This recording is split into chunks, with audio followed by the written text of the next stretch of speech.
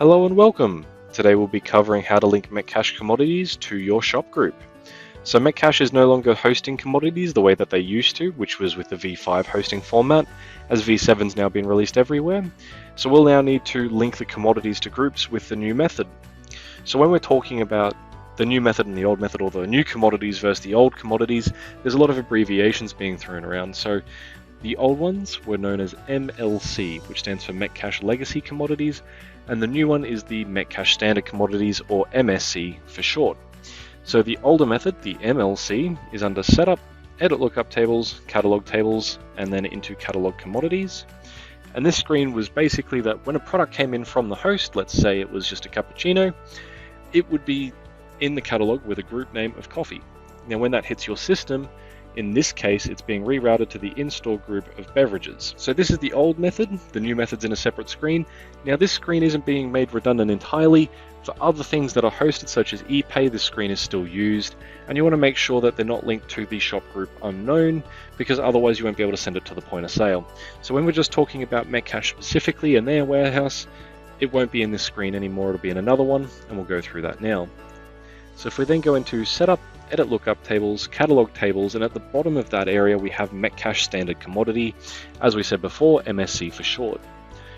When we go into that, we'll be given a grid with the department, the category, the MSC commodity, and the shop group being blank. Now this is a once setup and then maintain. So once you've set it up once, you won't have to set it up again, you will just have to maintain it periodically, where there'll be one or two changes here and there. So we can see here we've got noodles. So it's in the MSC department of food in the category of hot and cold meals with a commodity of noodles. So we'll click on shop group, click our drop down, and then we need to scroll through until we can find something that sort of resembles noodles as best as we can, or into the group that we want to choose from. So if I scroll through here, I might say that canned and dried vegetables is the closest, at which point I'll click off, and I could click save at this point to save that individual, or I can go through and do the next one. So it's important to get this done, because if we don't, when the host comes through, it's going to come through and assign it to nothing, and then when I try and send that to the point of sale, we'll get an error. So all of these need to be assigned to a shop group, and for reporting purposes, ideally the most accurate one as possible.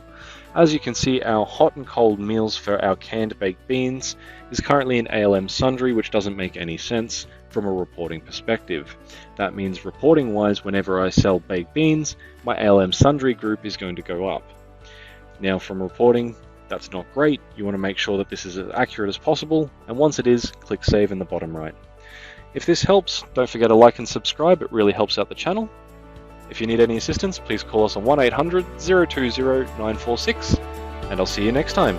Cheers!